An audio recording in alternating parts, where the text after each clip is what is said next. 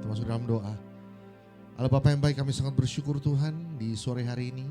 Kami masih boleh dapat untuk datang ke tempat ini untuk memuji dan memuliakan nama-Mu Tuhan Yesus. Terima kasih Bapa.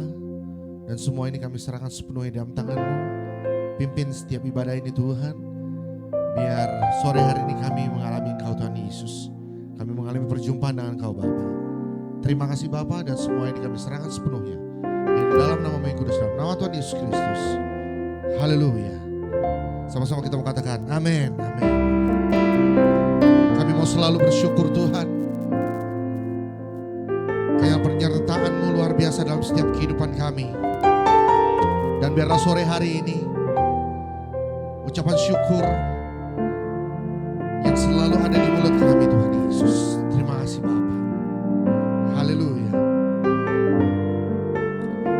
Ku mau selalu bersyukur, selalu bersyukur. Kau Tuhan yang setia, yang selalu menopang. Ku mau selalu bersyukur, selalu bersyukur. Kau Bapa-Ku yang setia. Ku mau selalu bersyukur, selalu bersyukur. Kau Tuhan yang setia, yang selalu menopang. Ku mau selalu bersyukur, selalu bersyukur. Kau Bapa-Ku yang setia. Sekali lagi katakan, ku mau selalu bersyukur, selalu bersyukur.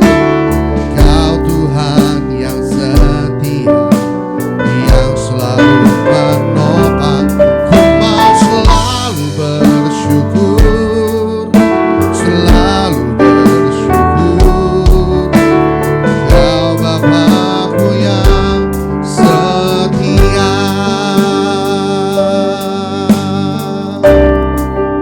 Terima kasih Bapa. Ucapan syukur kami di sore hari ini. Dengan apa semua yang kami balas Tuhan Yesus. Haleluya.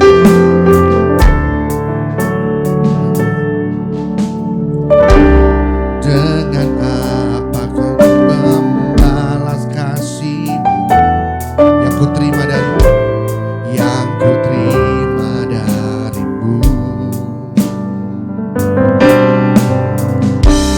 Dengan apa ku membalas cinta-Mu, oh Yesusku. Ku mau selalu bersyukur, selalu bersyukur.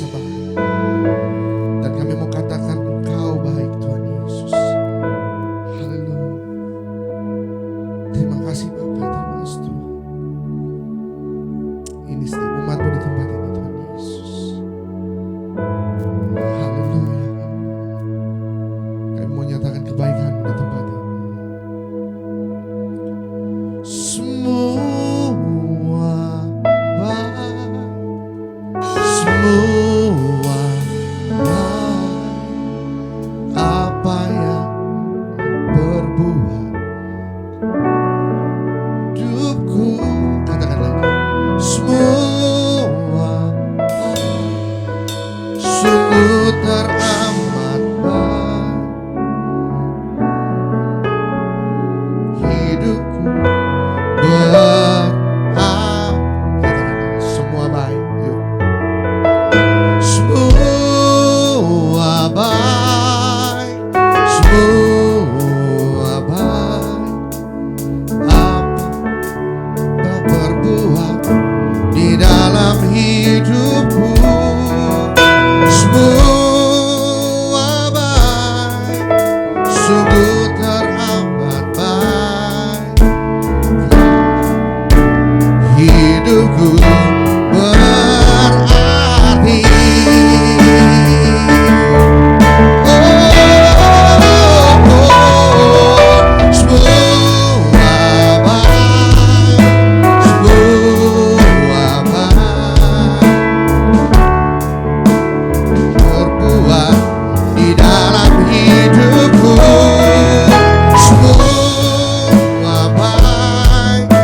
Sungguh teramat baik. Kau jadi hidupku berarti. Lagi semua. Semua baik berbuat di dalam hidupku. Sungguh teramat baik. Hidupku berarti. Kau jadikan hidupku berarti. Kau jadikan hidupku berarti.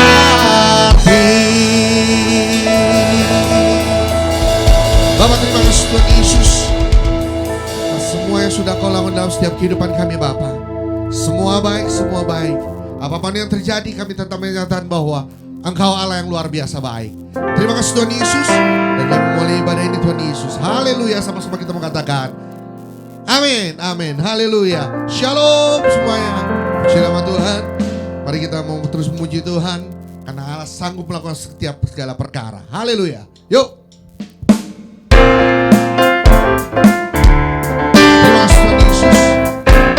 Kau sungguh baik. Terima kasih Tuhan.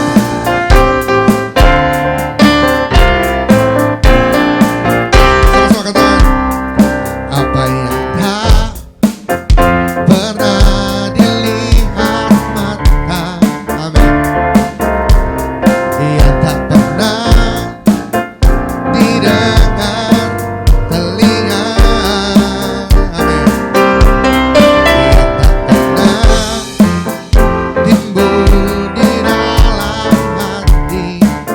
semua disediakannya bagi yang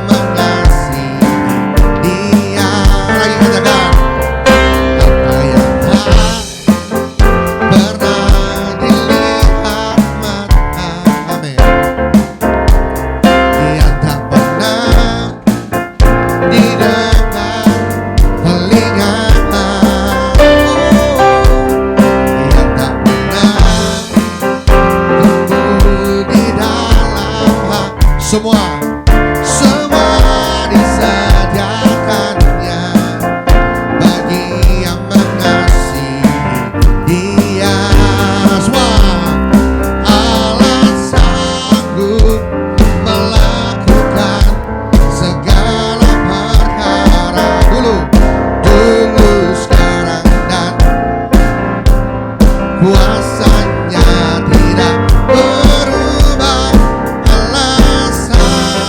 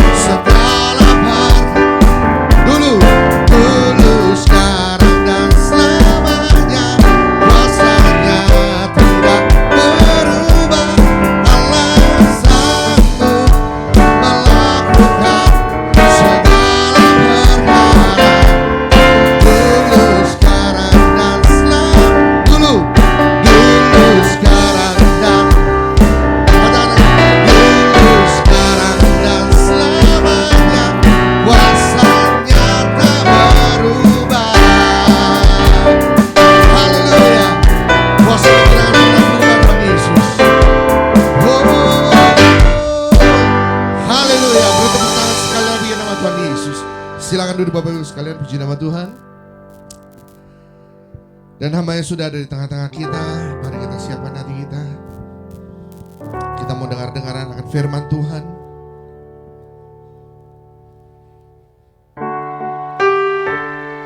Ini setiap kami Tuhan Yesus. Terima kasih Bapa. Hati ini milik Engkau Tuhan. Oleh sebab itu Tuhan Yesus, biar sore hari ini kami mau dengarkan akan Engkau Tuhan Yesus. Terima kasih Tuhan Yesus. Ku jadikan hati ini untuk kediaman-Mu.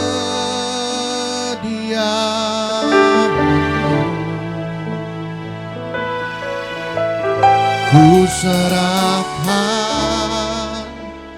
hidup ini untuk-Mu Allahku. Sekali lagi ku jadikan hati ini untuk kediaman-Mu.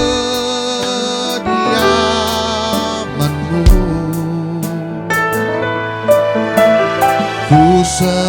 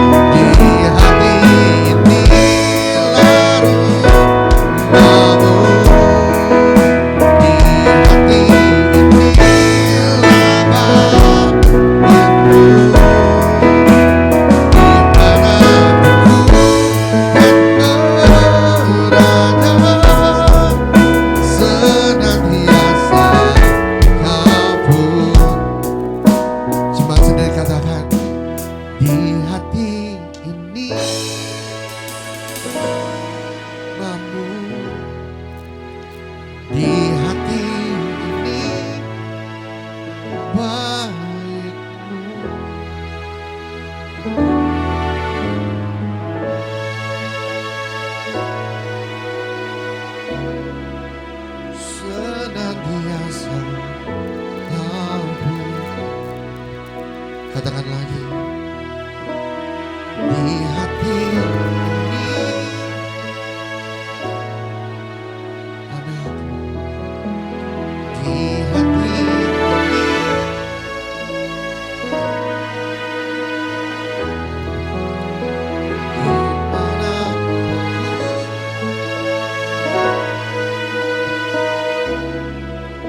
Senantiasa. Sama-sama kita berkata. Di hati ini, di hati ini larut babu. Di hati ini lama rindu.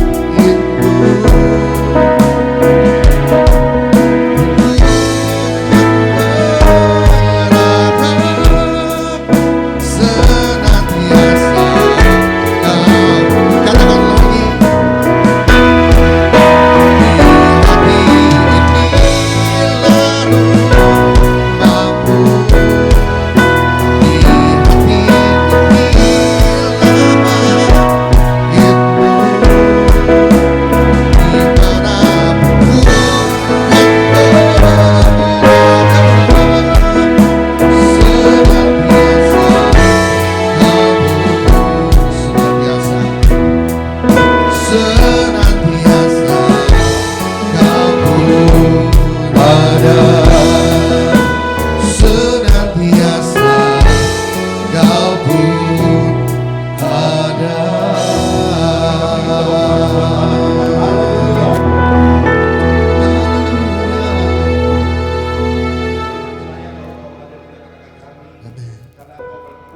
Tahta di atas pujian kami. Dan dimanapun kami, berapapun kami, ketika kami menaikkan pujian, kami percaya bahwa Allah bertahta, Allah hadir. Dan ketika Engkau hadir, sesuatu pasti terjadi. Ketika Engkau hadir, hidup kami pasti berubah. Amin. Dan kami tahu ketika kami keluar dari tempat ini, kami bukan orang yang sama ketika kami datang.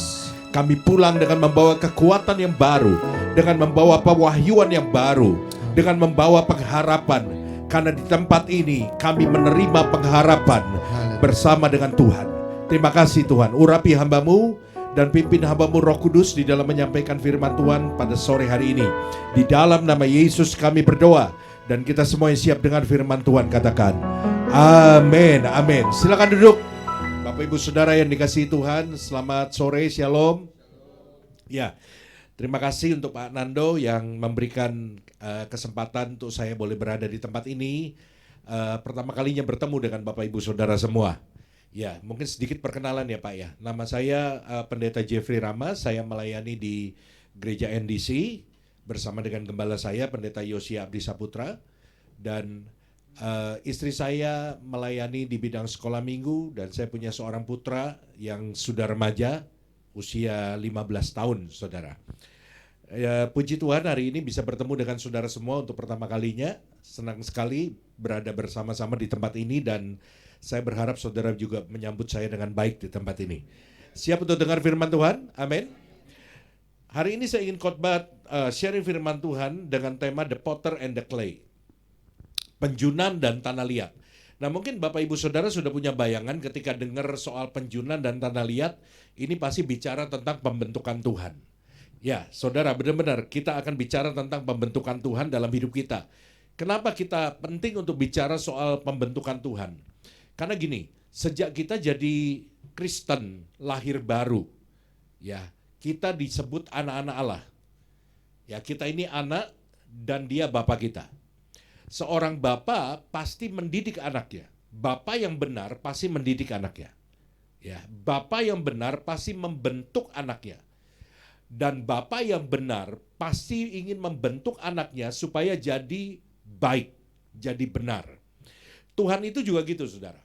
Waktu kita lahir baru, saudara sungguh-sungguh dalam Tuhan, saudara jangan berpikir bahwa Tuhan itu nggak akan ngapa-ngapain kita. Enggak. Tuhan itu akan membentuk kita. Tuhan itu akan memproses kita. Supaya apa? Supaya kita itu memiliki Christ-likeness, menjadi seperti Yesus. Ini kan lagu yang suka kita nyanyiin kan? Ya, bolak-balik kita nyanyi. Ku mau sepertimu Yesus. Banyak orang nyanyi ku mau sepertimu Yesus tapi gak mau dibentuk. Makanya gak pernah jadi, saudara. Nggak jadi seperti Yesus, jadinya seperti supir angkot, marah-marah mulu sudah. Tapi kalau kita mau jadi seperti Yesus, kita mesti memberikan hidup kita untuk dibentuk oleh Tuhan. Nah, kita belajar dari Yesaya 28 ayat 23 sampai 29. Yesaya pasal 28 ayat 23 sampai 29. Saudara bisa lihat di layar dengan tulisan yang lebih gede, saudara ya. Jadi saudara tetap awet muda karena otot saudara nggak dipakai untuk mengerut-ngerut kalau ngelihatnya pakai handphone, tulisannya kecil. Pasanglah telinga dan dengarkanlah suaraku, perhatikanlah dan dengarkanlah perkataanku. Setiap harikah orang membajak, mencangkul dan menyisir tanahnya untuk menabur? Bukankah setelah meratakan tanahnya, ia menyerahkan jintan hitam dan menebarkan jintan putih, menaruh gandum jawawut dan jelai kehitam-hitaman dan sekoi di pinggirnya? Mengenai adat kebiasaan, ia telah diajari, diberi petunjuk oleh Allahnya.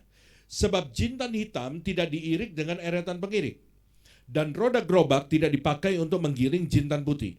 Tetapi jintan hitam diirik dengan memukul-mukulnya dengan gala, dan jintan putih dengan tongkat. Apakah orang waktu mengirik memukul gandum sampai hancur? Sungguh tidak. Orang tidak terus-menerus memukulnya sampai hancur. Dan sekalipun orang menjalankan di atas gandum itu jentera gerobak dengan kudanya, namun orang tidak akan menggilingnya sampai hancur. Ayat 29 yuk kita baca sama-sama. 1, 2, 3. Dan ini pun datangnya dari Tuhan semesta alam. Ia ajaib dalam keputusan dan agung dalam kebijaksanaan. Kalau saudara memperhatikan dengan teliti, maka dalam pembacaan tadi, saudara akan melihat kata-kata yang berbunyi dibajak, dicangkul, dipukul, diirik. Ya. Nah, saya ingin kasih tahu dulu sama saudara, nanti dalam pembahasan kita nanti, kalau saudara ketemu kata-kata seperti itu, cangkul, bajak, dan lain sebagainya, itu artinya dengan cara itulah, itu kiasan Tuhan membentuk kita. Tuhan itu membentuk kita seperti petani sedang membajak tanah. Tuhan itu membentuk kita seperti petani sedang mencangkul tanah. Ya, jadi itu gambaran proses pembentukan Tuhan. Nah, saudara-saudara, seperti yang tadi saya katakan, bahwa Tuhan itu membentuk kita, memproses kita supaya kita menjadi seperti Yesus. Menjadi seperti Yesus itu bukan bicara soal penampilan. Ya, banyak orang bilang mau jadi seperti Yesus. Rambutnya digondrongin, padahal dia juga belum pernah lihat Yesus. Dia perlu mati dulu baru lihat Yesus, sudah. Ada orang bilang mau jadi seperti Yesus, ngomongnya dilembut-lembutin, padahal Yesus juga pernah marah. Menjadi seperti Yesus bukan bicara soal penampilan. Kenapa? Karena penampilan yang saudara lihat itu nggak selalu hasil dari perubahan yang ada di dalam. Perubahan penampilan seseorang itu belum tentu hasil daripada perubahan yang ada di dalam. Tetapi jauh lebih penting merubah yang ada di dalam, karena saya percaya kalau yang di dalam berubah, pasti keluarnya berubah. Benar nggak, saudara? Jadi yang keluar itu kalau di dalamnya berubah, maka itu akan termanifestasi keluar. Tapi jangan tertipu oleh perubahan yang di luar, karena perubahan yang di luar belum tentu hasil dari perubahan yang di dalam. Tapi kalau dalamnya berubah, pasti keluarnya berubah. Menjadi seperti Yesus artinya apa? Memiliki karakter dan sifat seperti Yesus. Dan kita tahu bahwa merubah karakter itu, membentuk karakter itu gak gampang. Di sini banyak orang tua, pasti saudara tahu. Membentuk karakter anak kita itu bukan pekerjaan yang mudah. Benar gak? Waktu kita jadi Kristen, terima Yesus, maka kita mengalami yang namanya kelahiran baru.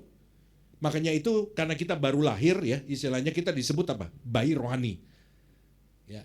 Waktu masih bayi, kita punya anak bayi, no problem, nggak ada masalah. Dia nggak bisa komplain, betul nggak?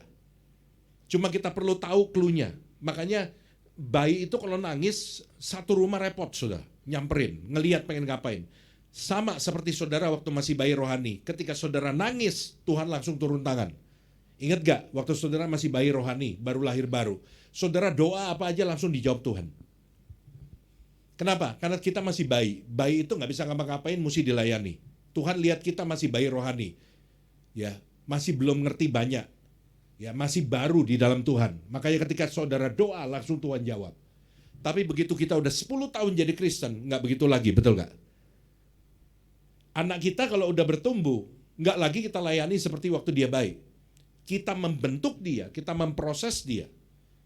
Waktu anak masih bayi, masih lucu. Anak 1, 2 tahun, 3 tahun, 4 tahun, 5 tahun masih lucu. Tungguin 5 tahun lagi, berubah jadi teroris kecil sudah. Udah mulai ngerengek, minta, ngambek, dan lain sebagainya. Nah, saudara-saudara, karena itu supaya kita jadi dewasa, kita nggak akan pernah bisa jadi dewasa kalau kita nggak mau diproses sama Tuhan. Anak kita nggak akan pernah bisa jadi dewasa kalau kita nggak pernah ngajarin lagi bahwa dia harus ngerti yang namanya nggak boleh, yang namanya tidak. Dulu waktu dia kecil dia nggak ngerti, kita selalu iyain dia. Dia nangis kita layanin, gantiin popok apa segala macam. Tapi begitu dia dewasa, dia mulai besar, dia mesti belajar yang namanya mengerti perkataan nggak boleh, tunggu, nanti, nggak baik. Sama kayak kita, saudara. Kalau kita mau jadi dewasa, maka kita perlu diproses sama Tuhan. Berapa banyak saudara mau jadi dewasa? Dunia dewasa itu jauh lebih menyenangkan, saudara. Dunia dewasa itu jauh lebih luas, ya, karena anak kecil itu banyak yang nggak boleh, tapi orang dewasa dunianya makin luas. Nah, saudara-saudara, saya ingin sharing sama saudara sore hari ini begini.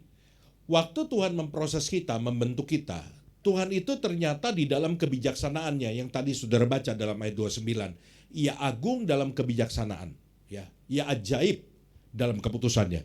Tuhan itu punya pertimbangan. Jadi Tuhan itu mengizinkan proses itu terjadi dalam hidup kita, itu nggak sembarangan, nggak semena-mena. Tuhan itu mempertimbangkan. Nah, itu ayat 29 tadi saudara lihat. Tuhan itu agung dalam kebijaksanaan. Dia maha bijaksana. Nah, hari ini kita mau belajar. Ada 3 pertimbangan Tuhan waktu Tuhan mengizinkan proses terjadi dalam hidup kita. Pertimbangan yang pertama, Tuhan itu mempertimbangkan lamanya proses pembentukan. Setiap saudara memiliki jangka waktu pembentukan yang tidak sama. Dan ini semuanya dipertimbangkan oleh Tuhan. Coba kita lihat ayatnya di dalam ayat 24 dan 25. Setiap harikah orang membajak, mencangkul, dan menyisir tanahnya untuk menabur? Bukankah setelah meratakan tanahnya, ia menyerahkan jintan hitam dan menebarkan jintan putih? Menaruh gandum jawawut dan jelai kehitam-hitaman dan sekoi di pinggirnya? Ayat 24, coba saudara lihat. Ini gambaran seorang petani nih. Yesaya pakai perumpamaan, pakai ilustrasi seorang petani. Ayat 24, apakah seorang petani itu kerjaannya cuma mencangkul dan membajak, nggak ada kerjaan yang lain? Seumur hidupnya dia kerjaannya cuma nyangkul, bajak. Apakah begitu, saudara? Enggak. Karena ayat 25 juga kasih tahu kita bahwa ada pekerjaan lain. Kalau mencangkul dan membajaknya udah beres, dia mesti nyerakin jintan hitam dan jintan putih. Tadi saya katakan kalau saudara ingat, mencangkul, membajak itu gambaran apa?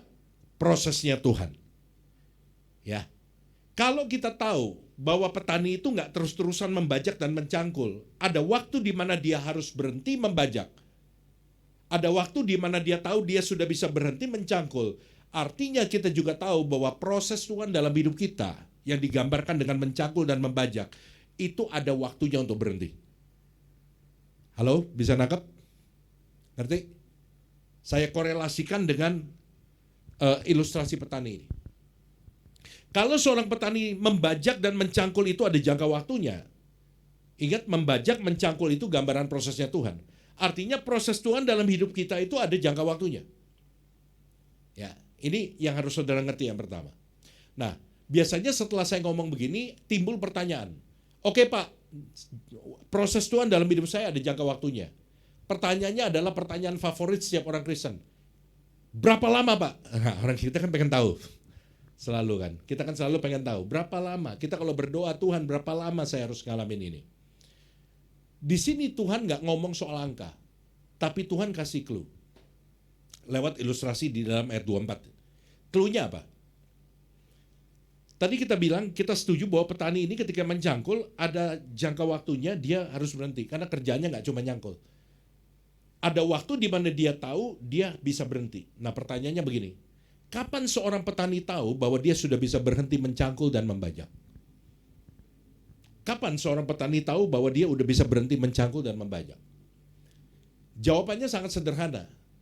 Tujuan petani ini mencangkul dan membajak untuk apa? Untuk membuat tanahnya jadi gembur.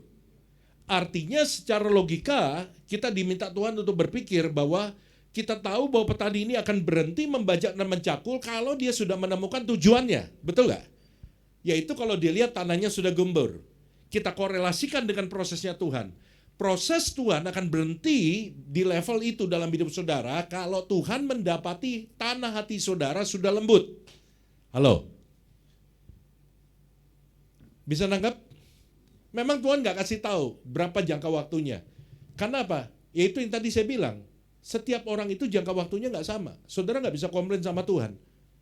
Tuhan, kenapa itu orang Kristen baru setahun, ngalami masalah seminggu kelar. Saya ini udah senior Tuhan, 25 tahun, bangku gereja udah 5 saya rusakin Tuhan. Mestinya yang lebih senior lebih ini dong, lebih dicintai Tuhan. Saya udah 2 tahun proses saya belum kelar-kelar. Nggak gitu. Sebab lama atau sebentarnya proses itu dalam hidup saudara bukan berdasarkan berapa lama saudara udah ikut Tuhan, enggak. Tapi lihat kepada petani ini. Ketika Tuhan lihat kondisi tanah hati saudara sudah gembur, proses itu akan berhenti. Ingat ya, bukan karena saudara udah 20 tahun atau 25 tahun ke gereja, bukan. Lama atau sebentarnya proses itu dalam hidup saudara sangat tergantung dari bagaimana kondisi hati saudara. Ketika petani ini nyangkul, tanahnya masih keras, walaupun dia udah 2 minggu atau 3 minggu nyangkul, apakah dia bilang apa? Udah cukup, gue udah senior nih, udah 3 minggu. Enggak kan? Enggak tergantung dari berapa lama dia nyangkul. Tapi tergantung dari kondisi tanahnya. Walaupun udah sebulan dia nyangkul, tapi kalau tanahnya masih keras, menurut saudara apa yang dia lakukan? Dia berhenti atau dia terus? Terus. Itu yang yang terjadi dalam hidup saudara dan saya. Kenapa kok kadang-kadang ya, coba kita refleksi diri kita masing-masing ya. Kita nggak usah nuduh orang lain, nggak usah lihat kiri kanan kita, tapi kita lihat diri kita sendiri. Apakah proses itu panjang dalam hidup kita? Karena ternyata kita itu orang yang mengeraskan hati kita. Lagi dibentuk Tuhan, kita kerasin hati kita. Kita marah sama Tuhan, kita ngambek sama Tuhan. Itu gambaran orang yang mengeraskan tanah hatinya. Waktu Tuhan tidak menemukan tanah yang gembur, tanah hati saudara keras, apa yang dia lakukan? Dia akan terus nyangkul. Makanya prosesnya makin lama, gitu kan. Karena itu saudara, kalau kita tahu bahwa kita lagi di proses Tuhan, ya buru-buru tanah hati kita jadiin tanah hati yang gembur. Tanah hati yang gembur itu apa? Dia tuh gampang dibentuk. Ya, dia nggak ngelawan. Ya, dia nggak keras. Dia itu gampang untuk diatur. Jadi kalau kita tahu kita lagi ngalamin proses Tuhan, kita bilang sama Tuhan, Tuhan terserah deh caranya Tuhan gimana. Tuhan terserah deh, Tuhan mau buat apa. Walaupun ya aku mau lihat, itu tidak aku lihat, tidak Tuhan buat. Tapi aku percaya, kalau Tuhan yang memimpin hidupku, semua akan berjalan dengan sempurna. Walaupun tidak seperti yang aku rencanakan. Yang percaya katakan amin. Mau kasih tepuk tangan buat Allah kita. Haleluya. Jadi ini yang pertama. Tuhan mempertimbangkan jangka waktu proses pembentukan. Dan tiap saudara nggak ada yang sama. Sekali lagi, lama atau sebentarnya itu sangat tergantung dari kondisi tanah hati saudara. Yang kedua, pertimbangan yang kedua, Tuhan juga mempertimbangkan cara pembentukan yang berbeda. Dan sekali lagi, setiap saudara akan dibentuk oleh Tuhan dengan cara yang berbeda-beda. Nggak ada yang sama.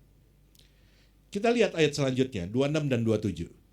Mengenai adat kebiasaan, ia telah diajari, diberi petunjuk oleh Allahnya. Sebab jintan hitam tidak diirik dengan eretan pengirik, dan roda gerobak tidak dipakai untuk menggiling jintan putih. Tetapi jintan hitam diirik dengan memukul-mukulnya dengan galah, dan jintan putih dengan tongkat. Ayat 27. Ada 2 jenis jintan, jintan hitam dan jintan putih. Tetapi sebetulnya bahan dasarnya sama-sama jintan. Betul ya? Cuma ada 2 jenis.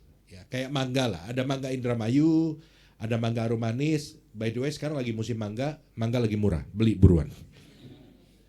Ya, selagi masih banyak, saudara. Ini ada jintan, bahan dasarnya sama jintan. Cuma ada jintan hitam, jintan putih. Perhatiin ayat 27. Pertanyaan saya, kalau saudara lihat ayat 27 ini dengan teliti, apakah jintan hitam dan jintan putih ini diproses dengan cara yang sama menurut ayat 27? Hah? Beda ya? Padahal sama-sama jintan. Coba lihat kiri kanan saudara, orang bukan? Manusia ya? Tapi saya mau kasih tahu sama saudara, Di antara kita sama-sama manusia, tapi ada yang seperti karakter jintan hitam dan jintan putih. Artinya apa maksud saya? Kita nggak bisa diproses dengan cara yang sama. Jintan hitam dan jintan putih walaupun bahan dasarnya jintan, tapi nggak bisa diproses dengan cara yang sama. Kita sama-sama manusia, ciptaan Tuhan, ya kan? Diciptakan serupa dan segambar dengan Tuhan. Walaupun kadang-kadang kita nggak percaya teman sebelah kita diciptakan segambar dengan Allah kalau lihat kelakuannya, saudara ya. Tapi itu yang firman Tuhan katakan. Kita nggak bisa dibentuk dengan cara yang sama.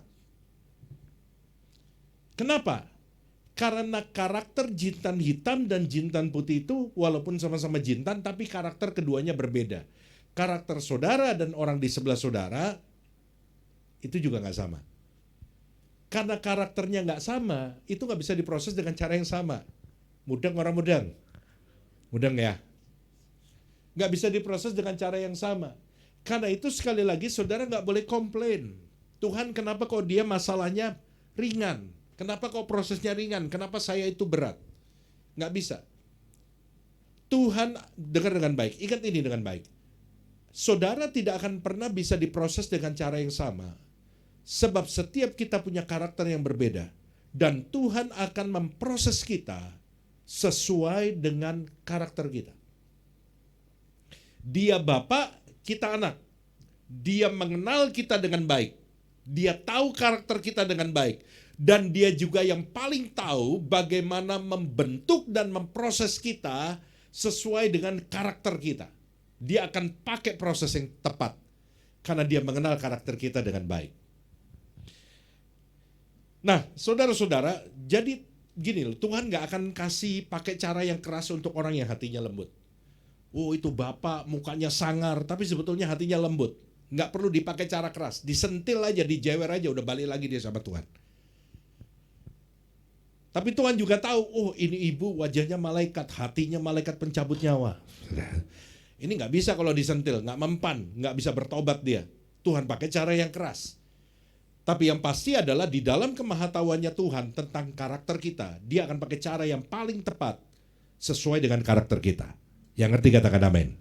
Nah, karena caranya beda-beda, maka Tuhan pakai sarana yang berbeda. Ada 3 sarana yang umum. Mungkin ada lebih banyak, tapi saya kasih ada 3 sarana yang umum. Coba bisa ditampilin. Yang pertama Tuhan pakai namanya adalah masalah. Oh ya, ya udahlah nggak apa-apa dah. Mestinya tampil satu-satu. Ya udah nggak apa-apa. Yang pertama Tuhan pakai masalah. Masalah dipakai Tuhan untuk membentuk hidup kita.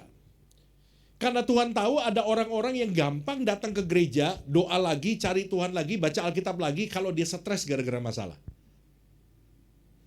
Tuhan tahu, oh Bapak ini setiap kali ada masalah pasti dia ingat Tuhan, datang lagi ke gereja hari Minggu. Dan bukan hanya Tuhan yang tahu, Pak Gembala juga tahu. Jadi kalau Pak Gembala lihat nih Bapak datang, ini pasti lagi ada masalah. Kalau minggu depan dia masih datang, ini masalahnya rada berat. Jadi ukuran berat tidaknya masalah tergantung berapa lama dia hadir di gereja. Tuhan pakai masalah di dalam kemahatauannya Tuhan. Masalah yang diizinkan Tuhan terjadi dalam hidup kita, itu ada di dalam kontrolnya Tuhan. Dan Tuhan pakai untuk membentuk hidup kita. Sarana yang kedua, yaitu orang-orang di sekitar kita. Siapa orang-orang itu? Orang-orang yang Tuhan pakai untuk membentuk kita, itu adalah orang-orang yang ada di sekitar kita. Ingat ayat ini. Besi menajamkan besi, manusia menajamkan sesamanya. Anggaplah ini 2 bongkah besi. Supaya 2 bongkah besi ini bisa saling menajamkan, menurut saudara bisa gak dalam kondisi seperti ini? Nggak bisa. Dia mesti begini, betul? 2 orang manusia supaya bisa menajamkan, dia nggak bisa berjauhan. Dia mesti dekat. Artinya begini, orang yang dipakai Tuhan untuk membentuk saudara bukanlah orang yang jauh dari saudara, tapi orang yang dekat sama saudara. Siapa orangnya? Nengok aja sebelah. Terus bilang, lu ya, gitu kan. Ternyata lu orangnya, gitu kan. Siapa orang yang dipakai Tuhan membentuk kita? Suami kita, istri kita, anak-anak kita, mertua kita, pembantu kita, rekan kerja kita, orang yang kita percayai di kantor, teman baik kita, orang-orang yang pergi sama kita setiap hari makan siang bersama, pulang naik bus sama-sama, naik Grab sama-sama, orang yang menghabiskan waktu berjam-jam sama kita setiap hari karena kita ketemu dia setiap hari. Saya mau bilang, itulah orang yang dipakai Tuhan untuk membentuk saudara.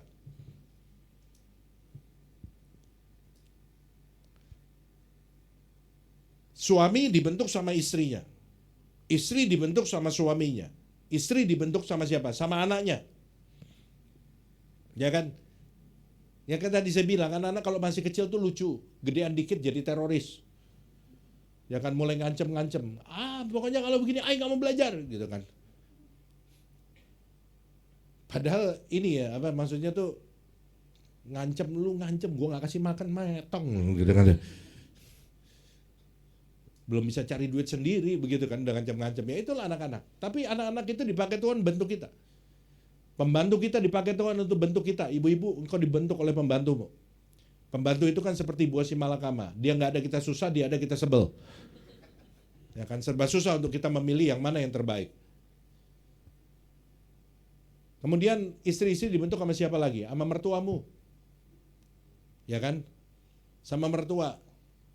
Jangan sebelin mertua saudara. Hari ini saudara tahu bahwa Tuhan hadirkan dia untuk membentuk dan memproses hidup saudara. Supaya engkau belajar mengasihi orang yang mungkin berbuat kurang baik sama saudara.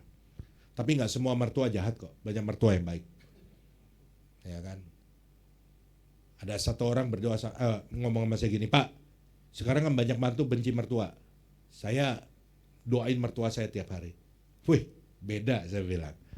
Ini mantu yang beda. Apa doanya? Tuhan, kapan kau cabut nyawanya? Nah, ini doa yang nggak boleh juga, saudara ya.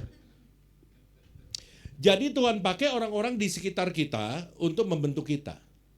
Dan saudara ingat, orang yang Tuhan pakai untuk membentuk kita adalah orang yang dekat sama kita. Karena kalau orangnya jauh, kita nggak akan berasa.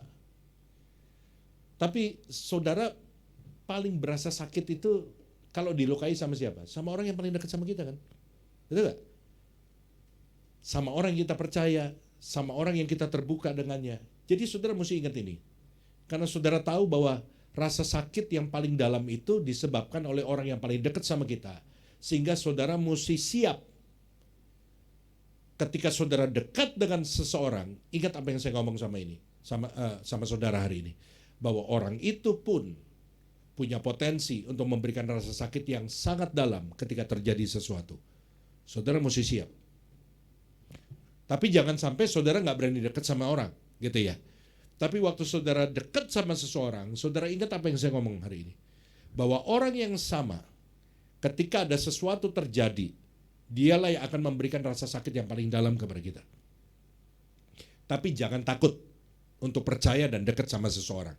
Tapi jangan sembarangan dekat dan percaya sama orang. Saudara mesti pakai hikmat. Saudara mesti lihat dulu orangnya kayak apa. Nah, sarana yang ketiga yang Tuhan pakai itu adalah berkat atau keberhasilan. Kenapa kok Tuhan pakai berkat atau keberhasilan untuk membentuk kita? Karena ternyata ada banyak orang itu jatuh bukan pada waktu kondisinya lagi susah. Tapi banyak orang justru lagi susah dia cinta Tuhan. Lagi susah dia nggak bisa macam-macam. Kenapa? Nggak punya duit. Mau macam-macam, saudara. Karena ternyata macam-macam itu perlu duit. Ya kan? Jadi lagi susah cinta Tuhan, doa puasa, doa semalam suntuk, ikut acara segala macam lah, acara ibadah di gereja ikut. Ibadah ada 4 kali, dia datang 4-4-nya. Ibadah sekolah minggu dia nongol. WBI juga dia nongol, berkumis sendirian di situ, saudara kan. Pokoknya dia datang lah, doa apa aja dia datang, apalagi doa makan. Pasti dia ada, saudara. Tapi begitu dia sukses, ada banyak orang ketika dia naik ke tempat yang lebih tinggi, dia nggak tahan sama angin di atas. Ada banyak orang jatuh pada waktu dia berhasil. Nah, karena itu saudara yang dikasihi Tuhan, kalau kita diangkat Tuhan, jangan berpikir bahwa kita lepas dari ujian. Enggak. Berkat yang Tuhan percayakan, promosi yang Tuhan berikan sama kita, itu menjadi berkat sekaligus ujian buat kita.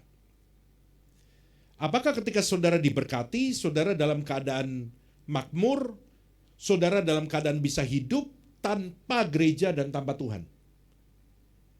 Di posisi itu saudara tetap mengatakan, Tuhan, Tanpa Tuhan saya nggak bisa hidup. Ketika saudara ada di posisi atas, saudara punya semuanya, saudara kaya raya, dan sempat ada pikiran, sebetulnya gue nggak perlu Tuhan.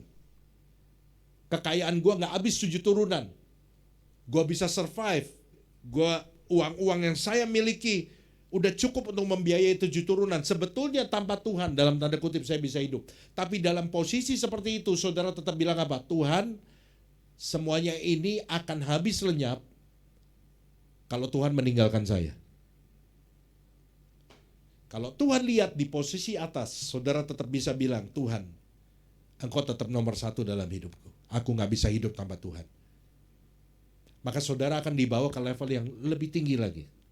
Saudara akan mendapat kepercayaan yang lebih besar. Saudara akan dapat promosi yang lebih besar. Kenapa? Karena Tuhan melihat saudara sudah lulus di dalam ujian berkat ini. Ya, jadi 3 sarana yang dipakai Tuhan. Tuhan pakai masalah, Tuhan pakai orang di sekitar kita, Tuhan pakai berkat atau keberhasilan.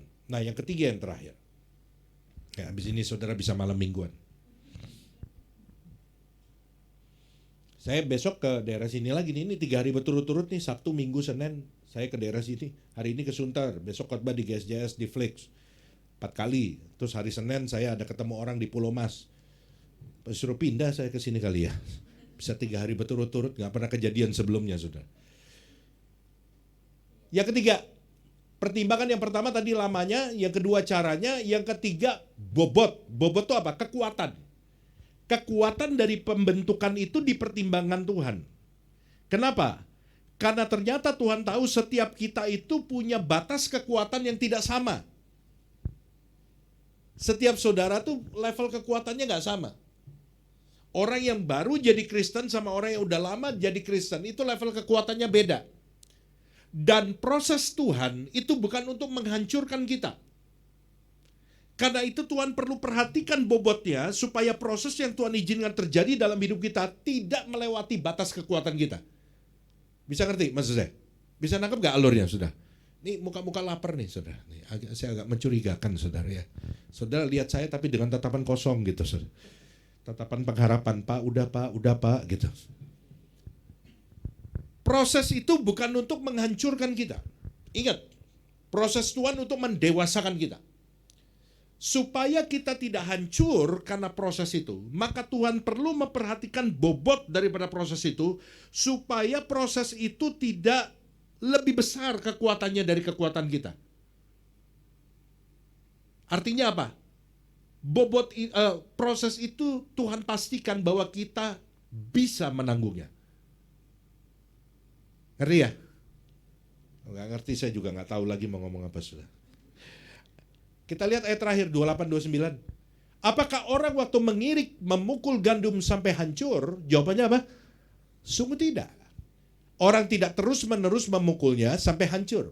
Dan sekalipun orang menjalankan di atas gandum itu jentera gerobak dengan kudanya, namun orang tidak akan menggilingnya sampai hancur. 29. Dan ini pun, apa tuh ini pun? Semua proses tadi, memukul, membajak, mencangkul, mengirik, datangnya dari Tuhan semesta alam, Alkitab bilang.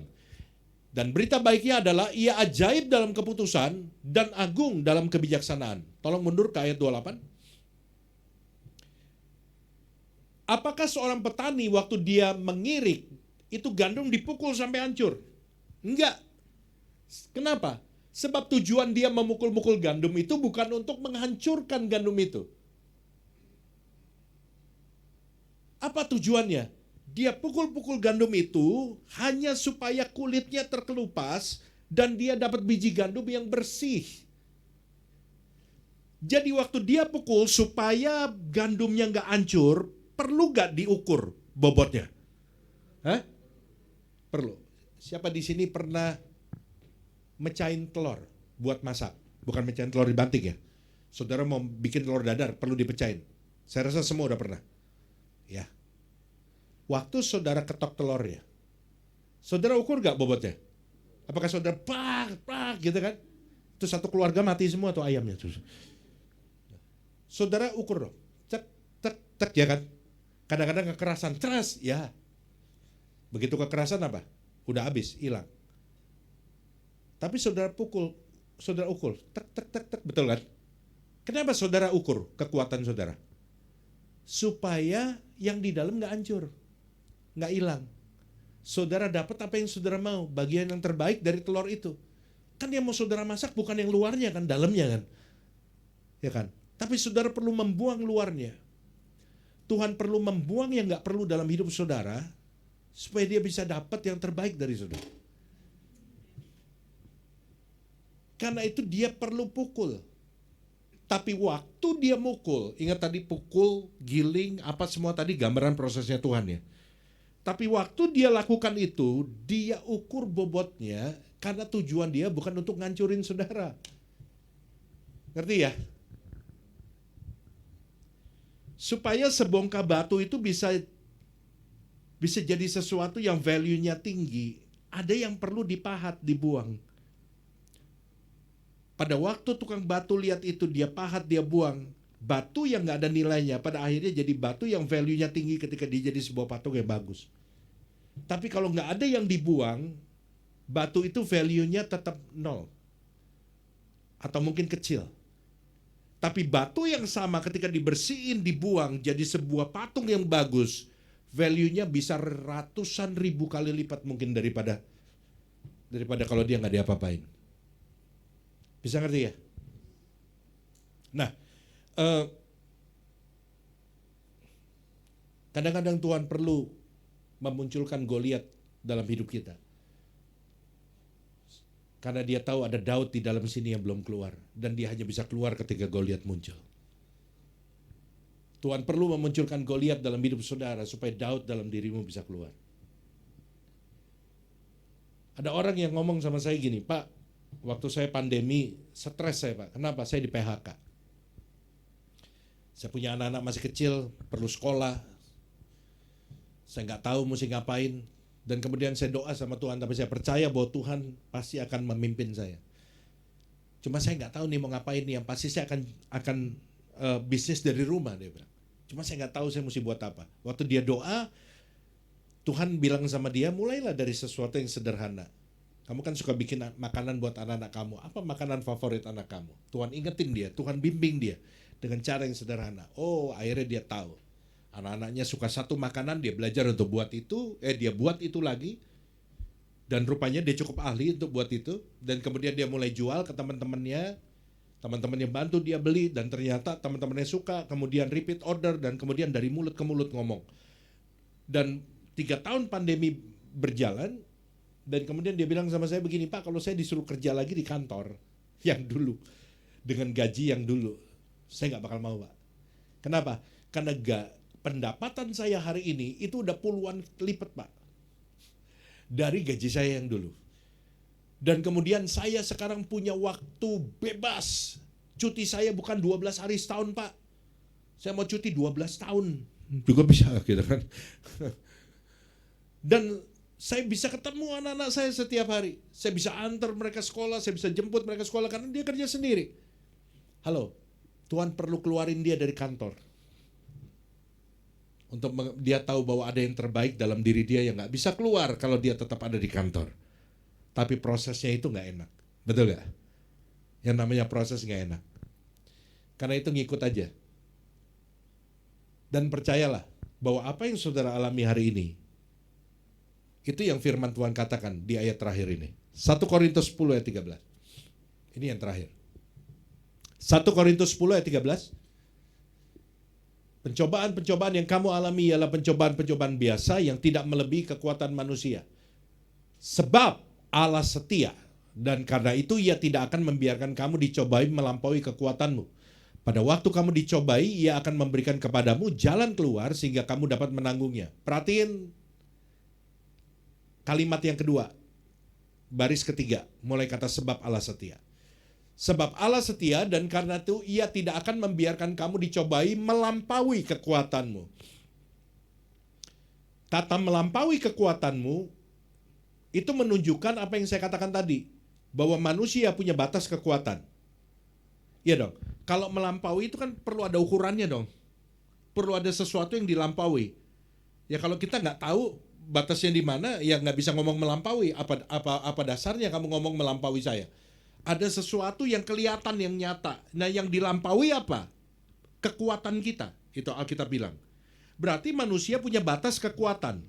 Taruhlah batas kekuatan manusia itu di sini. Saya jelasin ayat ini dengan cara yang sederhana.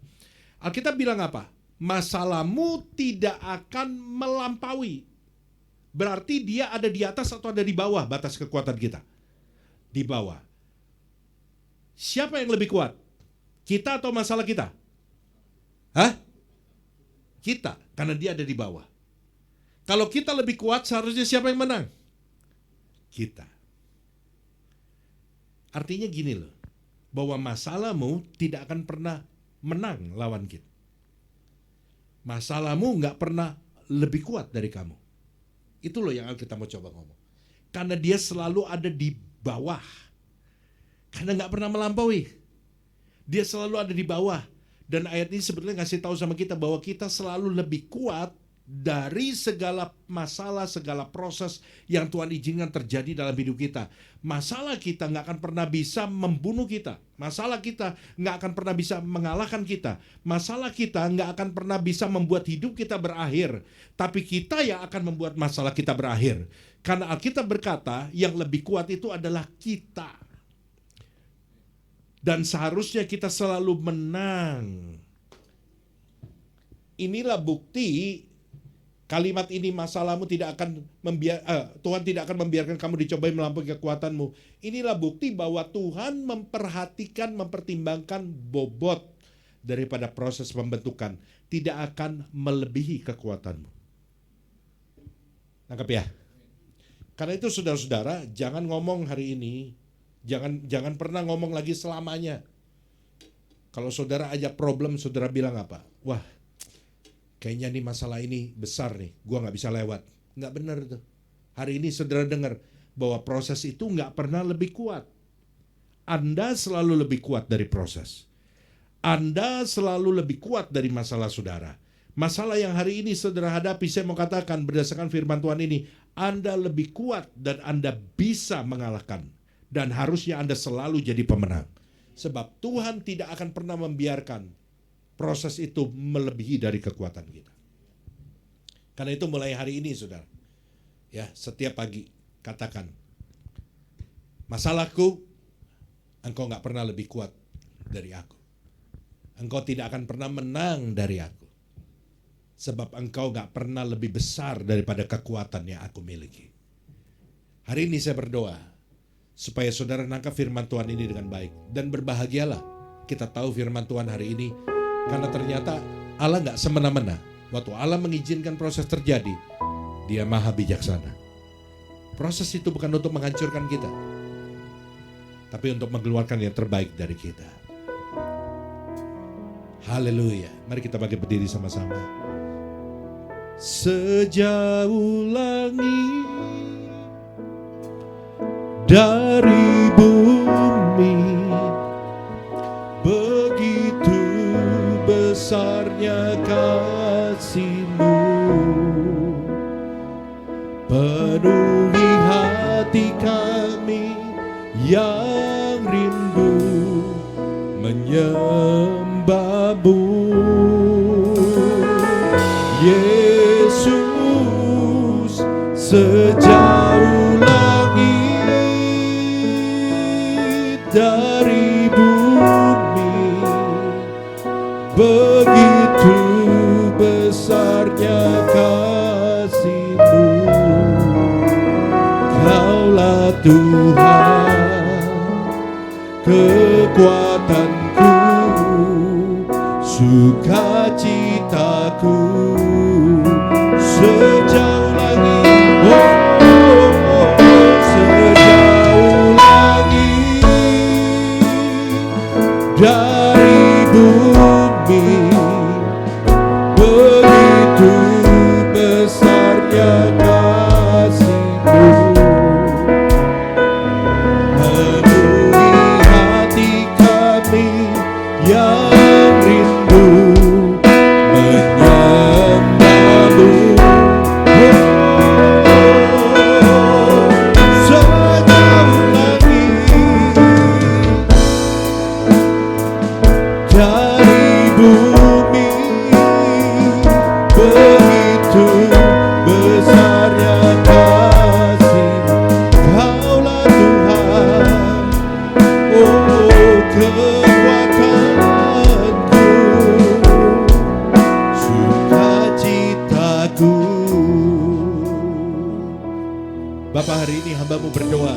setiap kami yang sudah mendengar firman Tuhan ini.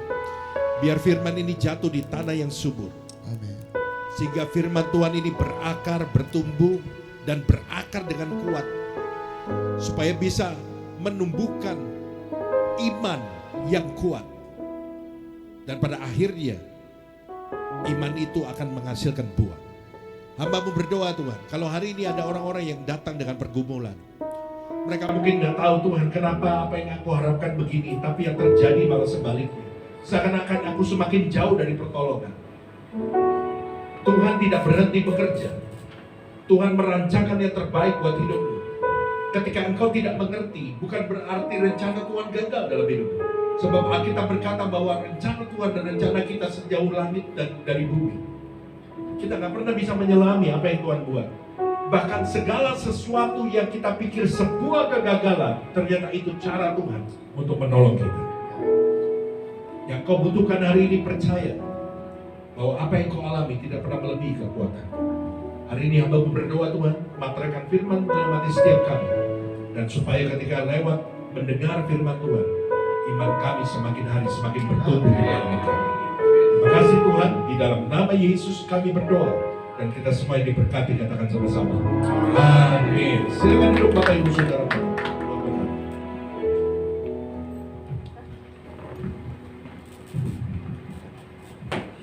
Haleluya, puji nama Tuhan. Semua diberkati Tuhan di sore hari ini. Karena tangan kami diberkati Tuhan. Haleluya. Ya, jadi kita percaya bahwa semua yang Tuhan mau itu melalui proses, ya. Jadi prosesnya Tuhan itu jangan pernah kita buru-buru, tetapi kita nikmati proses tersebut. Kalau boleh kita ambil garis besar dari message dari Pastor Jeffrey Rahma, ya. Karena dalam Efesus 2 ayat ke-10 itu dikatakan bahwa kita ini adalah buatan Allah, diciptakan dalam Yesus Kristus untuk melakukan pekerjaan baik yang dipersiapkan Allah sebelumnya. Jadi saudara dan saya ini merupakan suatu buatan Allah. Buatan Allah itu berarti kita adalah masterpiece-nya Tuhan. Ya, masterpiece tahu ya. Nah, sebelum jadi masterpiece, sebelum jadi sebuah lukisan ataupun apa, itu ada suatu yang namanya proses. Ya, suatu proses, dan proses itu seperti yang tadi Pastor Jeffrey Rama bilang bahwa itu proses itu gak enak. Proses itu yang namanya proses itu gak enak, gitu. Tapi terkadang kita maunya tuh instan, ya. Dan Tuhan gak mau kita sebagai orang-orang yang gampangan, anak-anak gampangan. Kalau kita di proses Tuhan, berarti ada satu rencana Tuhan untuk kita, untuk menjadi suatu hal, menjadi seorang yang lebih baik lagi di mata Tuhan tentunya. Karena apa? Oleh sebab itu, enjoy the process. Karena dalam Yakobus 1 ayat yang kedua dan ketiga dikatakan ini, saudara-saudaraku, anggaplah sebagai suatu kebahagiaan apabila kamu jatuh ke dalam berbagai-bagai pencobaan, sebab kamu tahu bahwa ujian terhadap imanmu itu menghasilkan ketekunan. Ya, jadi nikmati proses. Ya, hidup adalah proses. Hidup adalah belajar tanpa ada batas umur, tanpa ada kata tua, atau kalau bisa kita jatuh, berdiri lagi, jatuh, berdiri lagi. Karena ujung-ujungnya yang Tuhan mau adalah kita menjadi seorang yang kuat di dalam Tuhan. Ada amin? Haleluya, puji nama Tuhan. Dan sekali lagi atas nama Grace Community, terima kasih, thank you Pak Pastor Jeffrey Rama yang sudah membagikan sharing firman Tuhan sore hari ini. Haleluya. Dan ada pengumuman mungkin Henny. Oke. Untuk tanggal 18 November di jam yang sama kita akan dilayani oleh Pastor Jesse Lantang di tempat ini. Jadi bagi Bapak Ibu yang hadir di tempat ini bisa membawa teman untuk kita sama-sama memuji Tuhan di tempat ini. Baik, itu saja, dan mari sama-sama kita bangkit berdiri. Kita akan berdoa syafaat. Mari saya undang Pak Romeo untuk berdoa syafaat.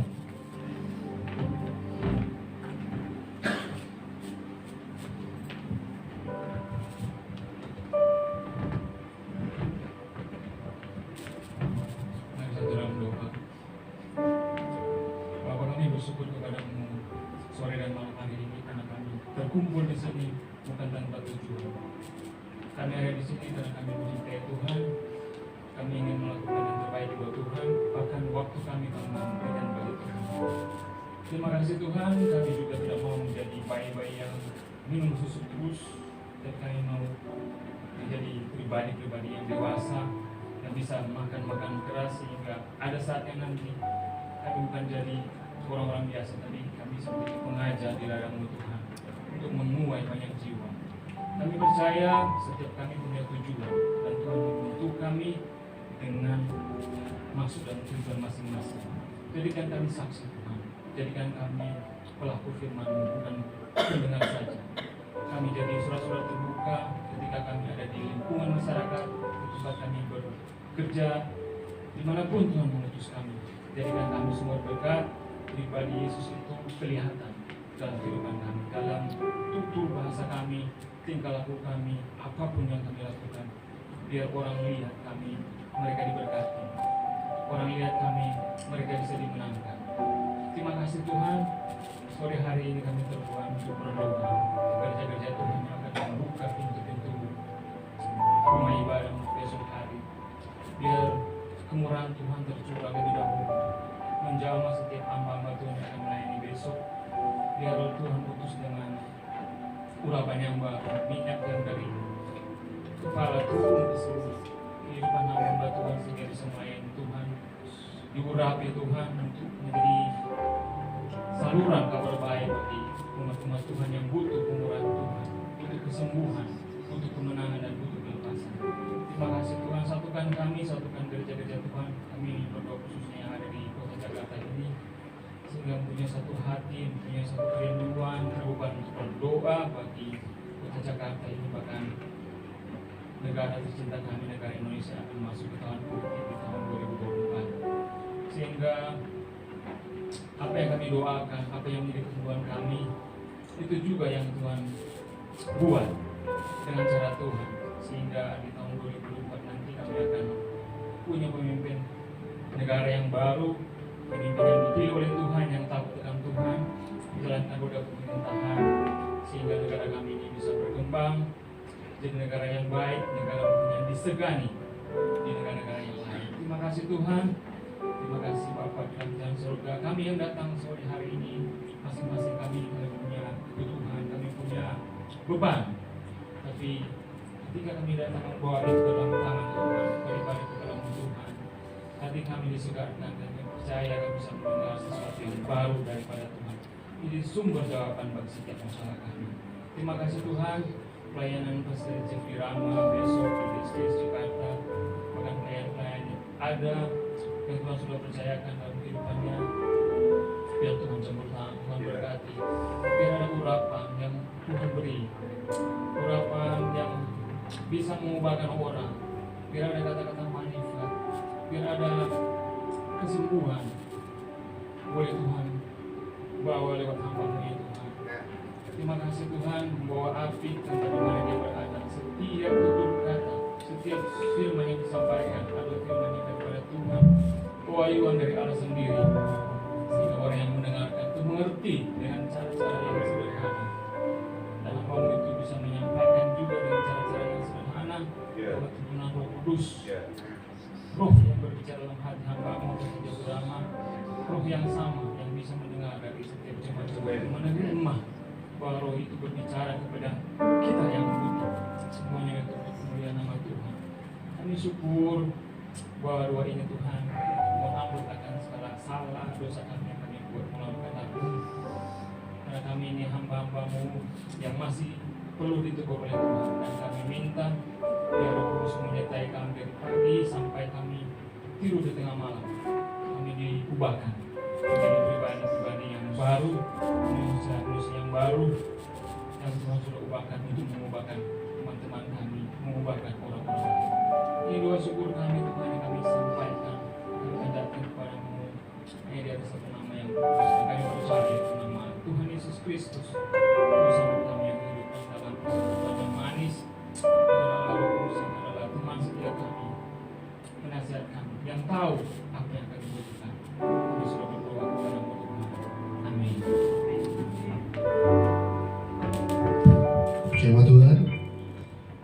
kita angkat kedua tangan kita mau menerima berkat dari Allah Bapa. Terimalah berkat dari Allah Bapa yang turun dari surga, yang akan memberkati keluar masukmu, yang akan memberkati tepung anun-anun. Allah menjadikan kau naik dan bukan turun. Allah menjadikan kau kepala dan bukan ekor. Dan Allah sendiri akan memberkati kita mulai saat ini sampai selama-lamanya. Dan sama-sama kita mau katakan amin. Haleluya, puji nama Tuhan. Sampai ketemu di ibadah selanjutnya. Tuhan Yesus berkati. God bless you all.